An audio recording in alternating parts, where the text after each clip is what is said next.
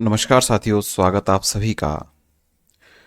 हिंदी साहित्य की इस क्लास में आज हम चर्चा करेंगे, आदिकाल का प्रारंभ आज करेंगे।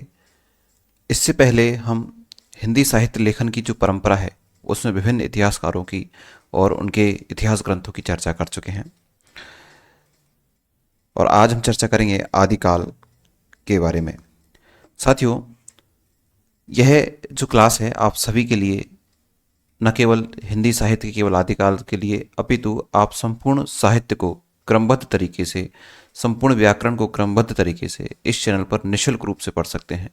तो निशुल्क रूप से संपूर्ण हिंदी साहित्य और संपूर्ण हिंदी व्याकरण को पढ़ने के लिए आप इस चैनल को सब्सक्राइब अवश्य कीजिएगा। साथ में धीरे धीरे ही हम आपको जैसे जैसे जो टॉपिक होते जाएंगे उसी के अकॉर्डिंग अपन जो आपका प्रैक्टिस सेट है वो भी लगातार इसी चैनल पर आपके लिए लाते रहेंगे। चलिए स्टार्ट करते हैं। आदिकाल, जिसका समय है 1000 ईस्वी से लेकर 1350 ईस्वी तक।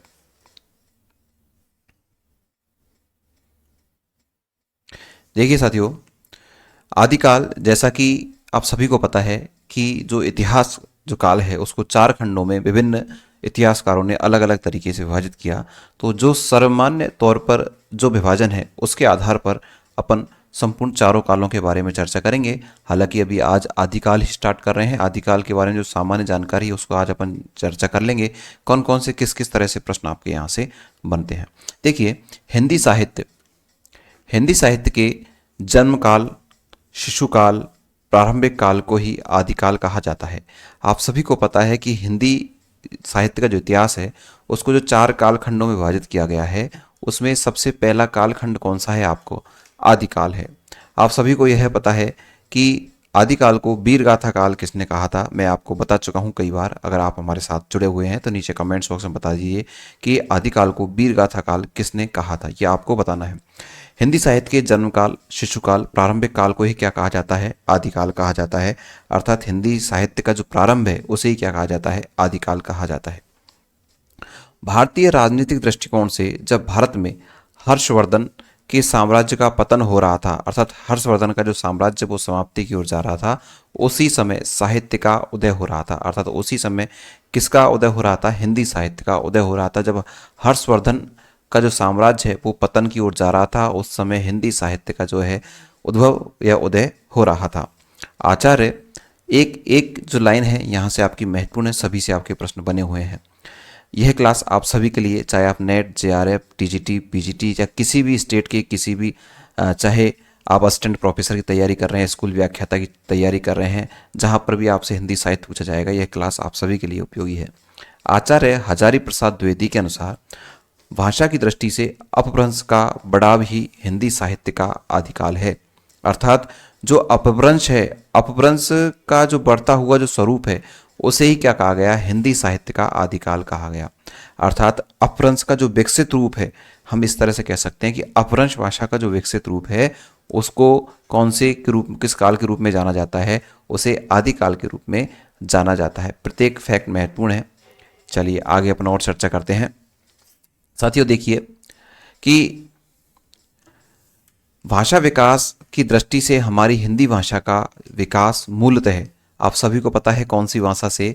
संस्कृत भाषा से निम्न क्रमानुसार माना जाता है। अर्थात सबसे पहले हमारी देववाणी, देव भाषा कौन सी? संस्कृत आई। संस्कृत से कौन सी निकली बताओ? संस्कृत से पाली निकली।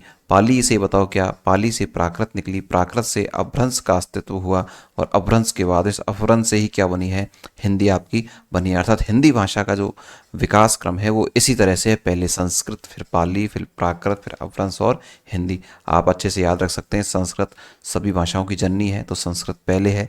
संस्कृत के बाद में 2 अक्षर का नाम है, फिर 3 का है, फिर 4 का है, फिर आपका हिंदी है। अर्थात पहले 2 शब्द पाली, 3 प्राकृत, 4 अपभ्रंश, इस तरह से आ सकते हो। पहले 2 नंबर आएगा, फिर 3 नंबर आएगा, फिर कौन से नंबर आएगा? 4 नंबर। पाली का क्रम भी कौन सा है? दूसरे नंबर पर। इसका क्रम कौन सा है? तीसरे नंबर पर। इसमें क्रम कौन सा है? चौथे नंबर पर। इसमें भी 2 शब्द हैं, इसमें भी 2 हैं, और इसमें भी 2 वर्ण है, इसमें है, इसमें 2 हैं, और इसमें भी 2 हैं, और इसमें भी। इसके बाद में कौन सा जाएगा? आपका हिंदी। प्रारंभ में संस्कृत, अंत में हिंदी, बीच में 2 नंबर पाली, प्राकृत और अपभ्रंश। इस तरह से आपके इसके क्रम को भी आप याद कर सकते हैं। याद करने का तरीका यही रहता है। विशेष अर्थात नोट में अपन इसको विशेष रूप से देखेंगे कि चंद्रधर शर्मा गुलेरी चंद्रधर शर्मा गुलेरी, जिनको गुलेरी कहा जाता था, चंद्रधर शर्मा को, रामचंद्र शुक्ल एवं राहुल सांकृत्यायन, ये तीनों विद्वान अपभ्रंश को ही पुरानी हिंदी कहकर पुकारते थे। अर्थात जो अपभ्रंश है, हिंदी से पुराना जो पहले का है, अपभ्रंश का जो स्वरूप है उस स्वरूप को ही क्या कहा जाता है, पुरानी हिंदी। क्या कहा इन्होंने, पुरानी हिंदी। किन किन्होंने, किसने कहा था, चंद्रधर शर्मा गुलेरी, रामचंद्र शुक्ल और राहुल सांकृत्यायन, ये तीनों विद्वान अपभ्रंश को ही क्या मानते थे, पुरानी हिंदी कहकर पुकारते थे या पुरानी हिंदी मानते थे। तो अपभ्रंश को पुरानी हिंदी कौन कौन कहते थे, चंद्रधर शर्मा गुलेरी, रामचंद्र शुक्ल और राहुल सांकृत्यायन। आचार्य हजारी प्रसाद द्विवेदी ने आदिकाल को अत्यधिक विरोध, ये वेरी इंपॉर्टेंट है, इसको इंपॉर्टेंट करके ही आप लिखना। आचार्य हजारी प्रसाद द्विवेदी ने आदिकाल को अत्यधिक विरोधों एवं व्याघातों का युग कहा गया है। कई बार कई एग्जाम में पूछा गया है अलग अलग तरीके से कि आदिकाल को अत्यधिक विरोधों और व्याघातों का युग किसने कहा है, तो किसने कहा, ये आपको ध्यान रखना है। आचार्य हजारी प्रसाद द्विवेदी जी ने कहा है कि जो आदिकाल है वो अत्यधिक विरोधों और व्याघातों का युग है। तो यह कथन किसका है, तो यह कथन पूछा जाता है हजारी प्रसाद द्विवेदी जी का। यह हजारी प्रसाद द्विवेदी जी ऊपर देते जाएंगे, उसमें से निम्न में से कौन सा कथन हजारी प्रसाद द्विवेदी का है आदिकाल से संबंधित। तो इस तरह से आपको दो शब्द याद रखने हैं, विरोध और व्याघात किसके हैं, हजारी प्रसाद द्विवेदी की, जो कौन से काल के लिए कहे हैं, उन्होंने आदिकाल के लिए कहे हैं। रामचंद्र शुक्ल पुरानी हिंदी को प्राकृत भाषा हिंदी कहकर पुकारते हैं, यह भी इंपॉर्टेंट है। रामचंद्र शुक्ल जी, आचार्य रामचंद्र शुक्ल जी ने पुरानी हिंदी को, किसको, पुरानी हिंदी को प्राकृताभाष हिंदी कहकर पुकारा है। अर्थात ऐसी हिंदी जिसमें प्राकृत का आभास होता है, आभास से मतलब उसका कुछ लक्षण हमें दिखाई देते हैं, ऐसी पुरानी हिंदी को इन्होंने क्या कहा है, प्राकृताभाष हिंदी। रामचंद्र शुक्ल जी ने पुरानी हिंदी को प्राकृताभाष हिंदी कहकर पुकारा है। तो प्रश्न यहाँ से बनता है कि पुरानी हिंदी को प्राकृताभाष हिंदी किसने कहा, तो रामचंद्र शुक्ल जी ने। आदिकाल को विरोध और व्याघातों का युग किसने कहा, आचार्य हजारी प्रसाद द्विवेदी जी ने। आप सभी अगर पहले से तैयारी कर रहे हैं तो आपने देखे होंगे इस तरह के प्रश्न आपके एग्जाम में बनते हैं। मैंने सारे फैक्ट जो आपके एग्जाम में आ चुके हैं वो अपने लिए हैं, साथ ही साथ उनसे संबंधित जो अन्य महत्वपूर्ण जो तथ्य हैं उनको भी अपन ने लेने का प्रयास किया है। चले भाई आगे हम देखें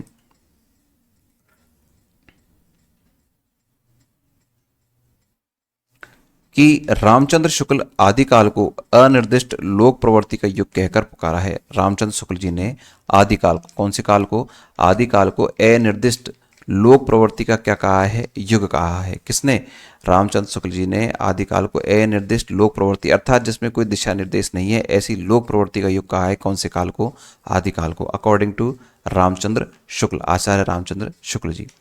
डॉक्टर नगेंद्र ने आदिकाल को आक्रमणों युद्धों को प्रभाव की मनस्थितियों का प्रतिफल कहकर पुकारा है। अर्थात डॉक्टर नगेंद्र ने इसको क्या, आक्रमणों युद्धों के प्रभाव की मनस्थितियों का प्रतिफल कहा है। तो आक्रमणों एवं युद्ध के प्रभावों की मनस्थितियों का प्रतिफल कौन सा काल है, आदिकाल है। इस तरह से प्रश्न पूछा जा सकता है। एक पूछा सकता है कि आक्रमणों एवं युद्धों के प्रभाव की मनस्थितियों का प्रतिफल आदिकाल को किसने कहा है, तो डॉक्टर नगेंद्र। ये कथन बड़े महत्वपूर्ण हैं, आपको इस तरह से याद रखने ही पड़ेंगे। आदिकाल का जो अधिकतम जो साहित्य है वो राजस्थान प्रांत से प्राप्त होता है। अधिकतम आदिकाल का जो अधिकतम यानी ज़्यादा से ज़्यादा जो साहित्य है वो हमें कहाँ से मिलता है, राजस्थान राज्य से या राजस्थान प्रांत से प्राप्त होता है। दोहा, यह भी महत्वपूर्ण, इसे भी याद रखना है आपको। दोहा आदिकालीन हिंदी साहित्य का सर्वाधिक प्रिय छंद। दोहा कौन सा छंद की बात की जा रही है, दोहा छंद की, जो आदिकालीन हिंदी साहित्य का सर्वाधिक प्रिय छंद है। तो पूछा क्या जाएगा कि आदिकाल का, कौन से काल का साथियों, आदिकाल का सबसे प्रिय छंद कौन सा है, तो सबसे प्रिय छंद कौन सा है आपका, दोहा आदिकाल का सबसे प्रिय छंद माना जाता है। आचार्य शुक्ल जी अर्थात रामचंद्र शुक्ल जी के अनुसार आदिकाल का समय महाराजा भोज के समय से लेकर हम्मीर देव के समय के कुछ पीछे तक का माना जाता है। तो ये बात भी आपसे पूछी जा सकती है कि महाराजा भोज से लेकर और हम्मीर देव के आसपास का जो समय है वो कौन सा काल, आदिकाल। ही किसने कहा था, आचार्य रामचंद्र शुक्ल जी ने कहा था। अभी साथियों हम जो चर्चा कर रहे हैं वो आदिकाल से संबंधित महत्वपूर्ण तथ्य की चर्चा कर रहे हैं। इस आदिकाल के अंतर्गत कौन कौन से जो लेखक हैं, कथानक कवि हैं या फिर कोई इतिहासकार है, वो कैसे कैसे अपना स्थान या अपना योगदान देते हैं, उसकी चर्चा अपन करते आगे करेंगे। अभी अपन सामान्य चर्चा आदिकाल से संबंधित कर रहे हैं। देखिए आदिकाल का सीमांकन ये भी महत्वपूर्ण है। देखिए विभिन्न इतिहासकारों द्वारा आदिकाल की प्रारंभिक व अंतिम सीमा को निम्नानुसार स्वीकार किया जाता है। विभिन्न इतिहासकारों द्वारा आदिकाल की प्रारंभिक व अंतिम सीमा को किस तरह से निम्नानुसार दिया गया है, हम इनको समझने का प्रयास करेंगे। देखिए, सबसे पहले George Abraham Grierson, George Abraham Grierson, जिसकी पुस्तक का नाम आपको बताना है, जल्दी से 2 सेकंड में आपको बताना है, नीचे कमेंट्स बॉक्स में आपके नाम आ जाने चाहिए कि जॉर्ज अब्राहम ग्रियर्सन ने कौन सा इतिहास ग्रंथ लिखा।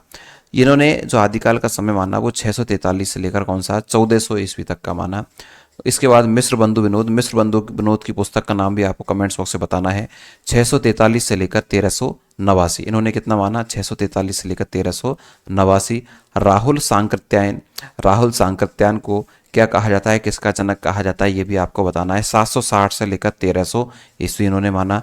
रामचंद्र शुक्ल जी, रामचंद्र शुक्ल जी ने कौन सा इतिहास ग्रंथ लिखा है, इसको भी आपको कमेंट्स बॉक्स में बताना है।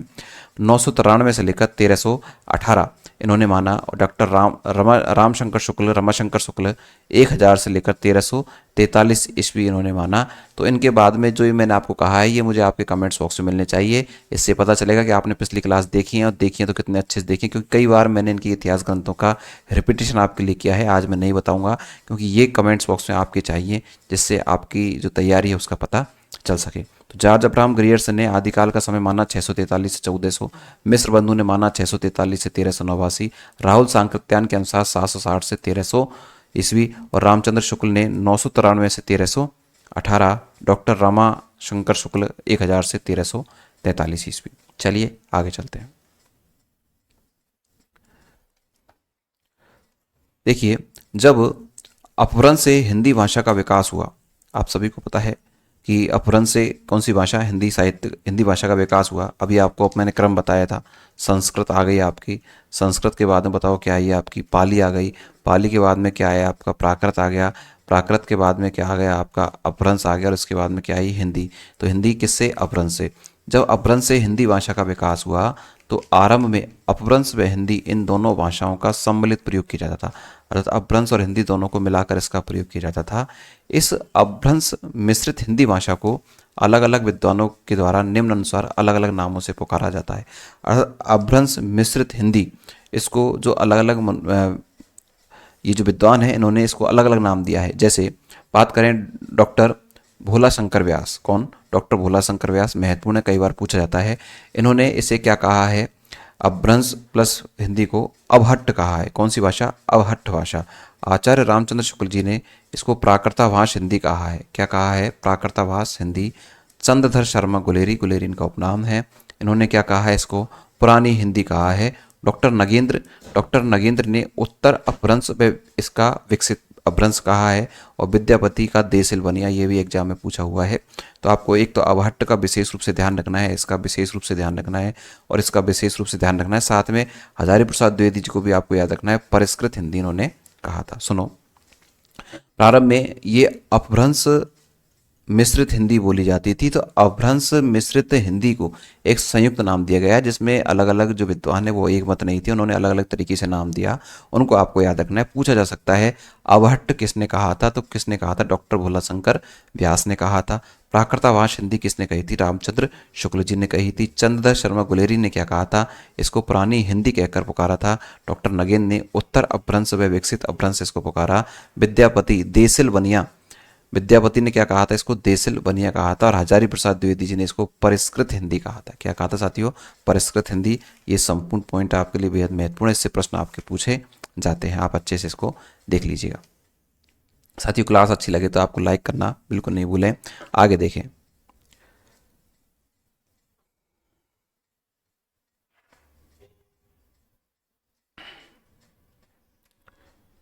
ये जो सामान्य जो चर्चा है वो अपन ने करी। हमने जो आदिकाल है, आदिकाल, और आदिकाल को हम देख रहे हैं 1000 ईस्वी से लेकर कितना 1375 तक देखा है।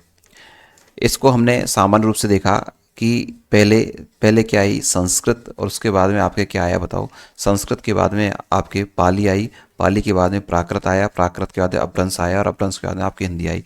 इस तरह से अपन ने जो चर्चा करी है वो आदिकाल की सामान्य चर्चा करी है। आदिकाल समाप्त नहीं हुआ है, आदि क्लास की काफ़ी सारी क्लासेज हमारी लगेगी, तो लगातार आप वीडियो बने रहें। साथ में आप PDF अगर प्राप्त करना चाहते हैं तो आप एक काम कीजिएगा, पीके एडवांस साइको। इस एप्लीकेशन को आप प्ले स्टोर से डाउनलोड कीजिएगा। यहाँ पर निःशुल्क रूप से आपके इसके जो पीडीएफ वो मिल जाएगी, या फिर आप टेलीग्राम ज्वाइन कीजिएगा, वहाँ से भी आपको इसकी निःशुल्क पीडीएफ मिल जाएगी। साथ में एप्लीकेशन में आपको कुछ जो क्लासेज है वो आपको निःशुल्क रूप से आपको तो देखने को वहाँ पर मिल सकती है। ये क्लास आपको कैसी लगी नीचे कमेंट्स बॉक्स में ज़रूर बताइएगा। आप सभी ने इस क्लास को देखा, आपका बहुत बहुत धन्यवाद। Thank you.